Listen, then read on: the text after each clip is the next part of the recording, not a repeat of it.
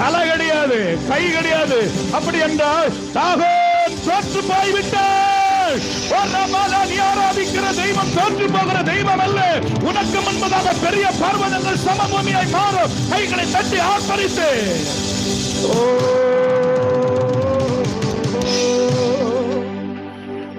அதுதான் வேதம் சொல்லுகிறது. கர்த்தாவே, தேவர்களில் உமக்கு ஒப்பானவர் யார்?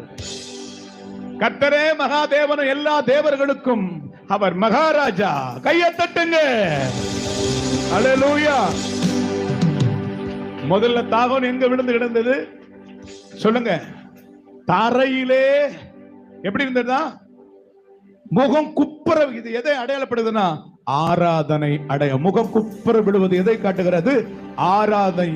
நீரே தெய்வம், நாங்கள் தெய்வம் அல்ல, நீரே தெய்வம். ஆமா சொல்லுங்களேன்.